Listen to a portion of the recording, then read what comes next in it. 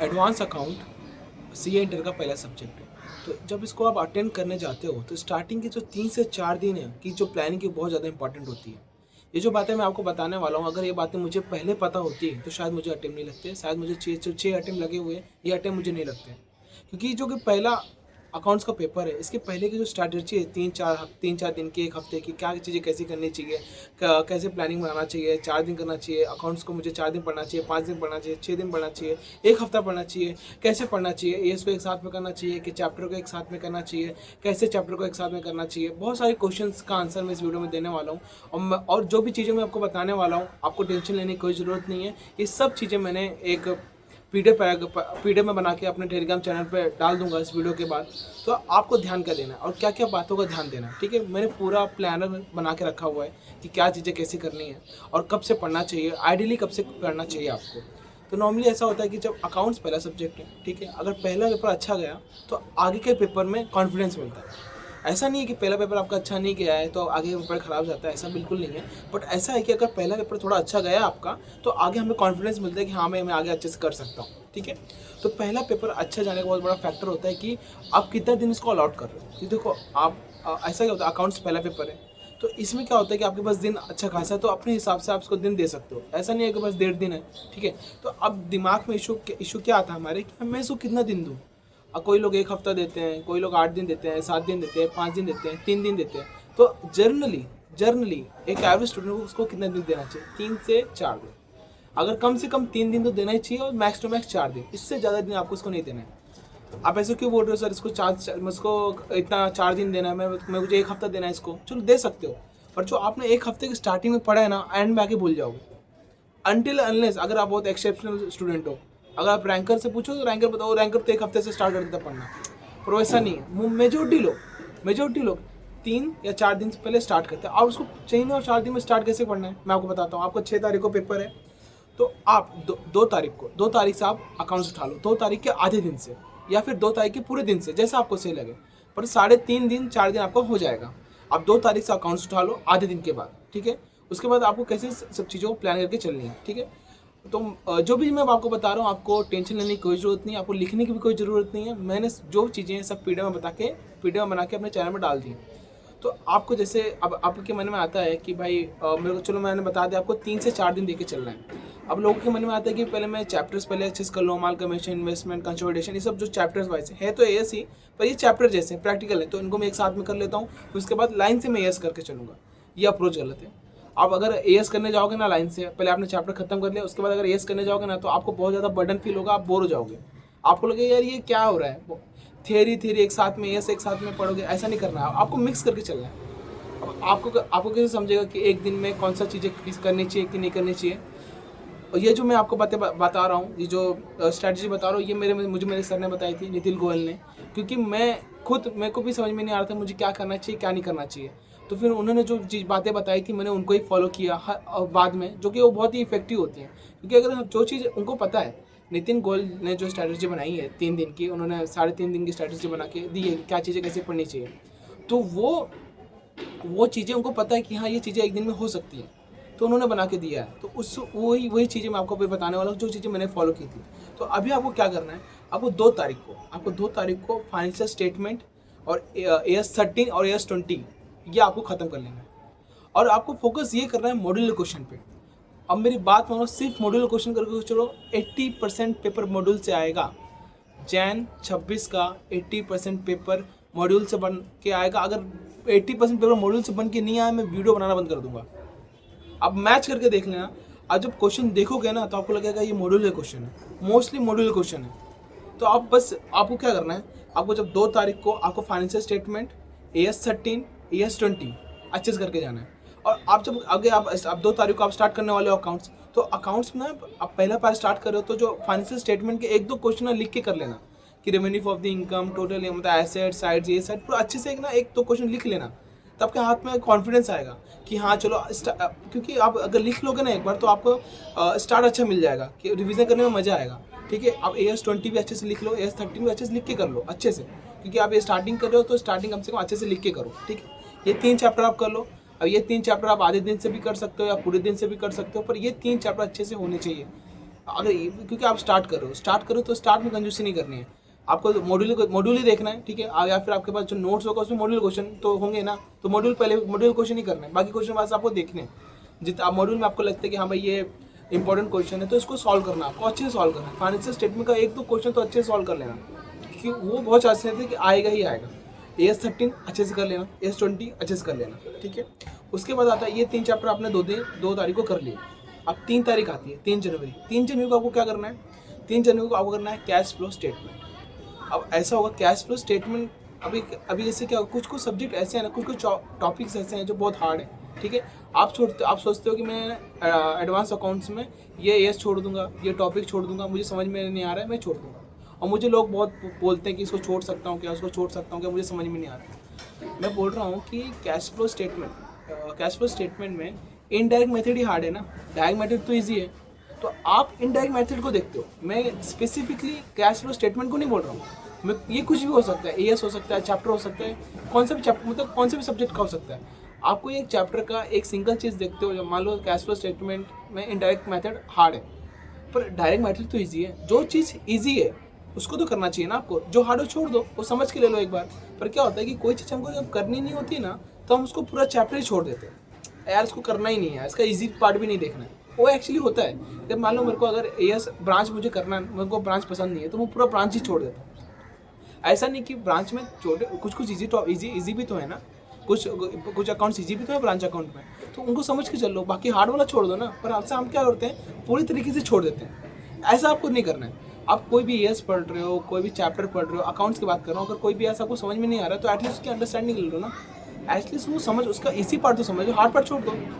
Hard part आपको अभी समझना नहीं आ रहा, छोड़ दो, कोई टेंशन की बात नहीं, पर उसको पूरी तरह से मत छोड़ो। उसका जो इजी से पार्ट है, क्योंकि MCQ में बन सकता है, जो चीज़ समझने लायक है, जो समझ सकते हो उसको समझ लो। मेरा कहने का मतलब ये है कि कोई चीज़ आपको अगर समझ में नहीं आ रही है तो ऐसा मत करो कि उसको पूरा तरीके से छोड़ दो, कुछ पार्ट तो समझ लो, कुछ जो जितना समझ सकते हो उतना समझ लो। और अब जैसे अब मैंने आपको बताया कि आपको ये 2 तारीख को फाइनेंशियल स्टेटमेंट और AS13 और AS20 करना है। उसके बाद आपको 3 तारीख को कैश फ्लो स्टेटमेंट करना है, मॉड्यूल से करना है। जो चीज़ आपको समझ में आए उतना कर लेना, जो नहीं समझे उसको छोड़ देना है, ठीक है। अब आपके मन में क्वेश्चन आएगा, सर मैं इसको मैराथन से करूँ कि सेल्फ स्टडी करूँ, ठीक है। तो मैं आपको सही रास्ता बता रहा हूँ। कुछ AS ऐसे होंगे कि अगर आप उसको रिवीजन लेक्चर से देख के कर लोगे तो आपके जल्दी हो जाएंगे। तो आपको मैराथन देखना है तो कुछ सब्जेक्ट, कुछ AS का देख लो, कुछ चैप्टर्स का देख लो, आपको सबका मैराथन नहीं देखना है, आपको मिक्स करके चलना है। और ये बहुत अच्छी स्ट्रैटेजी है। मान लो अगर आपको कुछ AS याद नहीं आ रहे, आप पढ़ने बैठ रहे हो और आपको लग रहा है कि मुझे टाइम लग रहा है, तो आप उस AS का आप ये देख लो, रिवीजन वीडियो देख लो, और उसके बाद खुद से सॉल्व करके क्वेश्चन करके चल लो। और ऐसा पर आप सबके लिए नहीं कर सकते, आप सब चैप्टर के लिए मैराथन नहीं देख सकते, आपको कुछ के लिए मैराथन का यूज़ करना है। ये एक तरीका होता है, मैराथन ऐसे यूज़ किया जाता है। ऐसा नहीं है कि आप पूरा बैठ गए मैराथन के भरोसे, नहीं, कुछ चैप्टर मैराथन से कर लिए, कुछ चैप्टर खुद से कर लिए। ये कॉम्बिनेशन लेके चलना होता है। मैराथन का यूज़ ऐसे होता है, मैराथन यूज़ करने का एक तरीका होता है, ठीक है। आपको ऐसे करके चलना है। तो अब 30 को आपने कैश फ्लो स्टेटमेंट किया। कैश फ्लो स्टेटमेंट, चलो आपको इनडायरेक्ट मेथड नहीं आ रहा है, मॉड्यूल में भी अच्छे क्वेश्चन है, आपको कुछ समझ में नहीं आ रहा, तो आप स्टेप्स याद कर लो क्या चीज़ें कैसे करनी है, और डायरेक्ट मेथड है वो अच्छे से कर लो, ठीक है। उसके बाद आपको बायबैक अच्छे मॉड्यूल क्वेश्चन बायबैक अच्छे से करके जाना है। ब्रांच जितना समझे उतना करना है, इसको ज़्यादा इंपॉर्टेंस नहीं देना है। 5 मार्क का क्वेश्चन आएगा, इतना बड़ा चैप्टर है, जितना समझ में आए, जितना इंपॉर्टेंट लगे उतना फटाफट कर लो। AS11 अच्छे से करके चलना है, AS1, 2, AS9, AS17, AS24 और बेसिक ऑफ AS, इतना आपको 3 तारीख को ख़त्म करना है। ये हो जाएगा आराम से, ठीक है। इतना आपने खत्म कर लिया। फिर आपको 4 तारीख को आना है। 4 तारीख को आपको इंटरनल रिकंस्ट्रक्शन करना है, मॉड्यूल के सब क्वेश्चन करना है, अमालगमेशन मॉड्यूल के हर क्वेश्चन करना है। AS7, AS10, AS12, AS16, AS19, AS26, AS28 impairment of asset, ठीक है। ये आपको 4 तारीख को ख़त्म करते हैं। अब आपको समझे को मान लो इसमें से कुछ 2-4 AS आपको पढ़ने में दिक्कत हो रही है, तो उसका रिवीजन लेक्चर देख लो, और रिवीजन लेक्चर के साथ देख के कर लो जिसका आपको समझ में आए। हाँ, अगर ऐसा नहीं, अगर कुछ चीज़ें आपको समझ में नहीं आ रही, कुछ AS समझ में आ रहा है, तो उसका मैराथन देख लो भाई, मैराथन देख के कर लो, कोई इशू नहीं है, वो कर सकते हो आप। पर आप सब देखने चले जाओ, सब चैप्टर का देखने चले जाओ तो गलत है, ठीक है। अब आता है 5 तारीख को, 5 जनवरी को आपको क्या करना है। 5 जनवरी को आपको करना है कंसोलिडेशन AS23, 27। अब देखो कंसोलिडेशन तो आप कर लोगे खुद से, पर जो AS23 या 27 अब इसका रिवीजन मैराथन देख के कर लो, वो आपको जल्दी समझ में आ जाएगा। फिर AS4, AS5, AS18, AS22, उसके बाद AS29 एंड फ्रेमवर्क वाला एक बार पढ़ के चलना, क्योंकि फ्रेमवर्क से कभी कभी एमसीक्यू बन सकता है। ये आपका 5 तारीख तक हो जाएगा और 6 तारीख को आपका पेपर रहेगा। और 6 तारीख को मैंने आपको कुछ क्यों नहीं बताया करने के लिए, क्योंकि देखो मैंने आपको जो ये प्लान दिया, ये मेरा भी प्लान नहीं है, ये मैंने जिससे पढ़ा है, मैंने नितिन गोयल से पढ़ा था, ये प्लान उन्होंने दिया था। पर ये प्लान हर अटेम्प्ट के लिए एप्लीकेबल है और हर कोई इसको यूज़ कर सकता है, चाहे आप रैंकर हो, चाहे आप वो बिलो एवरेज हो, एवरेज हर के लिए यूज़ हो, क्योंकि मैंने यूज़ किया, मैंने 2 अटेम्प्ट यूज़ किया। पहला अटेम्प्ट मैंने 1 हफ्ता अपने हिसाब से किया था और मुझे कुछ रिजल्ट नहीं आया। उसके बाद 2 अटेम्प्ट के बाद जब से मैं पास हुआ, 2 अटेम्प्ट मैंने ये फॉलो किया। तो ये बहुत अच्छा है और अच्छे से सब रिवाइज हो जाता है। तो आप ट्रस्ट करो, ये मैंने भी नहीं बनाया, ये सर ने बनाया हुआ है और इसको मैं बहुत फॉलो करता हूँ। सबको ये रिकमेंड करता हूँ कि आप इसको फॉलो करो, जिसका मैं पूरा अच्छे से पीडीएफ बना के दे दूंगा।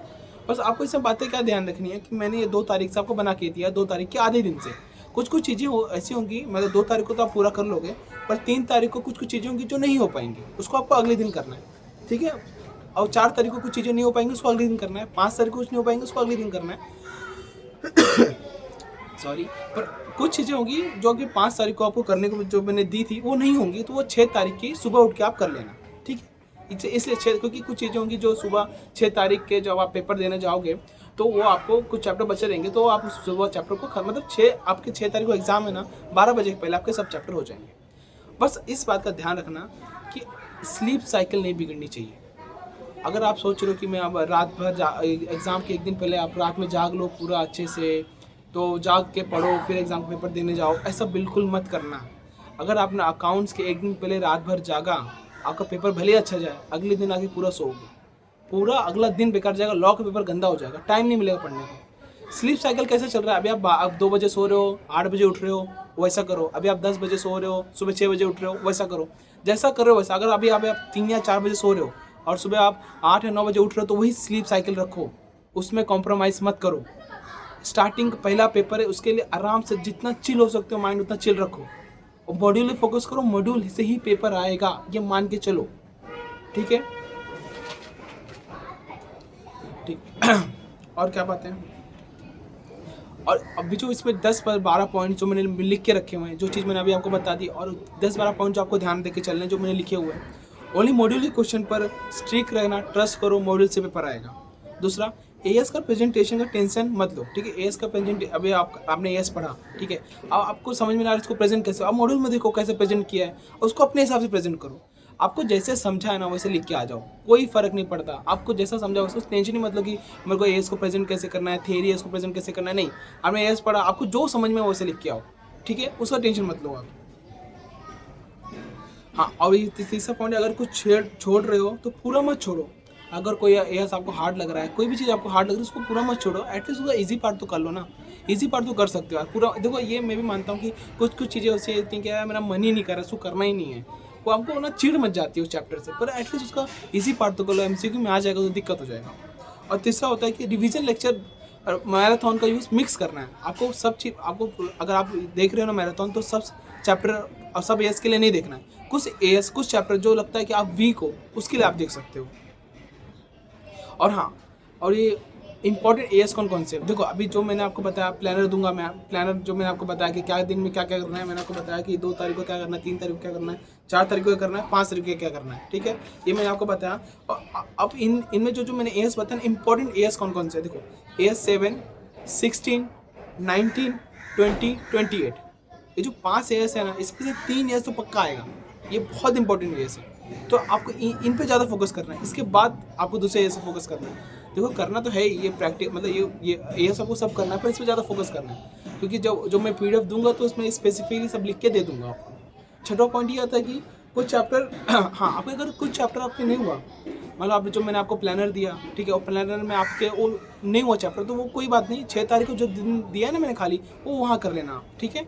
ऐसा मत सोचना कि मैंने 5 तारीख को ये बोला था इतना होना चाहिए, अगर नहीं हो कोई बात नहीं, 6 तारीख की सुबह को चैप्टर कर लेना आप। स्लीप साइकिल बिगाड़ना मत, जो स्लीप साइकिल है वैसे ही रखना। और एग्ज़ाम के 1 दिन पहले जागना मैंने आपको भी बताया, और 1 दिन पहले हॉल टिकट वगैरह, आपके सेंटर कहाँ आया है, खाना पीना जो भी है सब प्रॉपर देख लेना कि हॉल टिकट मतलब जहाँ पे आपका सेंटर आया हो बराबर है कि नहीं, कोई और जगह तो नहीं चला गया, ठीक है। ये सब चीज़ पहले अभी कंफर्म करके देख के आ जाना कि भाई जहाँ जाना है वहाँ प्रॉपर है कि नहीं। टिकट कम से कम 2 झेरॉक्स करवा लेना हॉल टिकट की, किसी एक को दे देना, बॉटल पानी वगैरह, ये सब चीज़ ध्यान रख देना। और हाँ, इस बात से भी मत डरना कि मैंने सोचा था कि मैं मॉक टेस्ट दूंगा, मैंने मॉक टेस्ट नहीं दे पाया हूँ, पेपर में से सॉल्व होगा कि नहीं होगा। बस ये बात ध्यान रखना कि कॉन्फिडेंस रखो खुद पे। अगर पेपर में क्वेश्चन आया कि अगर क्वेश्चन अब में पेपर आपको आता है तो बन जाएगा। और 100% पेपर मॉड्यूल से आने वाला है, 100% बता रहा हूँ आपको। पेपर 80% मॉड्यूल से आएगा, मेरी बात मान के चलो आप। मैं खुद ही इतना भागता था एमटीपी आरटीपी के पीछे, कुछ मतलब नहीं उसका।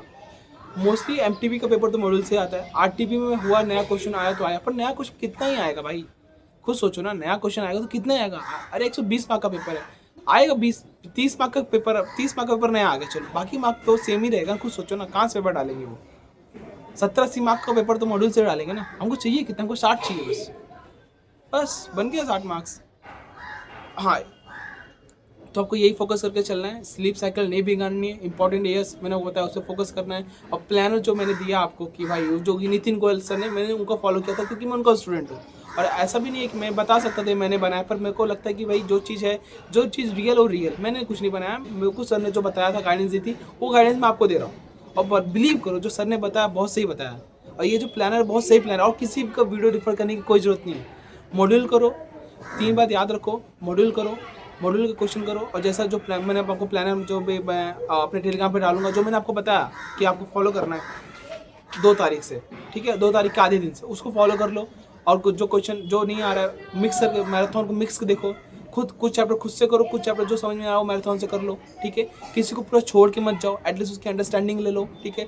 और अभी जो टाइम चल रहा है, खाना पीना एकदम नॉर्मल रखो, एकदम नॉर्मल रखो, ठीक है। खाना पीना मतलब ऐसा मत कर देना कि मतलब कुछ बाहर का मत खाओ, ठीक है। खाना एकदम एकदम सिंपल डाइट रखो, ठीक है। और जब आपका सुबह ये भी पेपर, जब आप पेपर अटेम्प्ट करने जाओगे, ठीक है, तो आपने सुबह पढ़ लिया, मान लो आपका कुछ चैप्टर रह गया, मतलब जैसा शेड्यूल आपने बनाया था, जैसा मैंने आपको शेड्यूल बना के दिया था, आप वैसा नहीं कर पाए, ठीक है। कुछ चैप्टर आपके सुबह आप कर लोगे, ठीक है। 12 बजे के पहले जितना भी करना है, 12 बजे के पहले। आपका एग्ज़ाम है 6 तारीख को, 6 तारीख के 12 बजे के पहले जितना आप 6 तारीख के 12 बजे के पहले जितना पढ़ना है उतना पढ़ लेना। उसके बाद बुक बंद रख देना, बुक बंद ही कर देना, ठीक है। और शांत हो जाना। आपने जो इतना दिन पढ़ा है ना, 3, साढ़े 3, साढ़े 4 दिन, 12 बजे के बाद शांत हो जाना, किसी से कोई बात मत करना, चुपचाप शांत, उसको पूरा अंदर ही जमा होने दो। जो चीज़ें वो अपने आप, उसको टाइम चाहिए रहता है वहाँ पर रिकॉल होने के लिए। अगर आप 2 बजे तक भी ऐसे पढ़ते रहोगे ना, पढ़ते रहोगे तो पूरा वो खिचड़ी हो जाएगा यार, टेंशन आ जाएगा यार, बाकी सब कुछ नहीं। 12 बज गया छोड़ दो, 12 बजे, हाँ 2 बजे पेपर देने आना, आराम से टेंशन फ्री हो जाओ। किसी से ज़्यादा बात मत करो। 12 बजे के बाद कोई आपसे पूछने आए कितना हुआ कितना ना, आप पूछो ना, किसी को बताओ, उसको बोलो भाई जो भी है पेपर के बाद बात करेंगे, पेपर के बाद बात करना है, 5 बजे के बाद, 6 तारीख के 5 बजे के बाद। 12 बजे के बाद मौन धारण कर लेना है और सीधा एग्ज़ाम लिखना है। कुछ नहीं बोलना है आपको, नॉर्मल जो जितना ज़रूरी है उतना ही बोलना है। ज़्यादा बोलोगे दिमाग में खिचड़ी हो जाएगा। आप शांत, जितना मन शांत रखो, क्योंकि वो जमा होगा, जो आपने पढ़ा है ना वो जमा होगा। तो शांत रहो, कुछ किसी से कुछ फालतू बकवास नहीं, पढ़ो अच्छे से। और उसके बाद आपको पेपर कैसे अटेम्प्ट करना है, क्योंकि वीडियो बहुत लंबी हो जाएगी अगर मैं बताने जाऊँगा आपको कि क्या चीज़ें कैसी करनी है। तो पेपर को अटेम्प्ट कैसे करना है, कैसे क्वेश्चन उठाने हैं, तो उसके लिए मैं अलग से वीडियो बना दूंगा। पर अभी ये जो दिन आपको क्या करना है उसके बारे में मैंने आपको बताया, और एग्ज़ाम को अटेम्प्ट करने तक क्या करना है। 12 बजे के बाद बस हो गया। अभी जितना करना है शांत बैठ जाओ, कोई करने की जरूरत नहीं। और MTP RTP आपका इस साल का हो नहीं हो कोई फ़र्क नहीं पड़ता है। मॉड्यूल पहले होना चाहिए, मॉड्यूल हो गया तब MTP RTP करो जितना करना है आपको, पर पहला चीज़ मॉड्यूल। अगर मॉड्यूल हो गया मोर देन सफिशिएंट। इस साल का RTP MTP भी नहीं मत करो, कोई दिक्कत नहीं। और नहीं करता है मोस्टली, मुझे लगता है ना, मोस्टली लोग नहीं करते। और पर लोग बोलते यही है कि MTP RTP करो। आप ही सोच लो ना, आपने मान लो अगर एक भी अटेम्प्ट दिया रहेगा पिछले, तो कितना RTP MTP आपने करंट ईयर का देख लिया, कितना सॉल्व कर लिया? नहीं ना। मॉड्यूल अच्छे से कर लो, पास हो जाओगे इस बार। बाकी पेपर को 12 बजे के बाद कैसे पेपर को अटेम्प्ट करना है, कैसे चीज़ों को देखना है, क्या अप्रोच रखनी है, उसके लिए मैं अलग से वीडियो लाऊंगा। पर ये वीडियो अभी की आपको पढ़ना कैसे है, ये दिन की स्ट्रैटेजी कैसे लेके चलनी है, ठीक है। और जुड़े रहो। और वीडियो आपको अच्छी लगती है उसको लाइक करो। जैसा अगर सब्सक्राइब करते हो, मेरे व्यूज़ में देखता हूँ कि भाई 60% लोग चैनल को देखते हैं पर उसको सब्सक्राइब नहीं करते। तो मैं आपसे विनती करता हूँ कि आप करते हो तो मुझे एक मोटिवेशन मिलता है कि हाँ मैं इस पर और अच्छी वीडियो लाऊँ, और अच्छा कुछ करूँ, और यूनिक करूँ। क्योंकि मैं भी अपना टाइम निकाल के आप लोगों को ये सब चीज़ कर रहा हूँ, तो आप लोग मेरे लिए इतना कर ही सकते हो। बस यही है, पेपर का अटेम्प्ट कैसे करना है, हर सब्जेक्ट के लिए मैं लाऊंगा, हर चीज़ों के लिए लाऊंगा। बस आपका सपोर्ट चाहिए। ऐसे ही पढ़ते रहो, खुश रहो।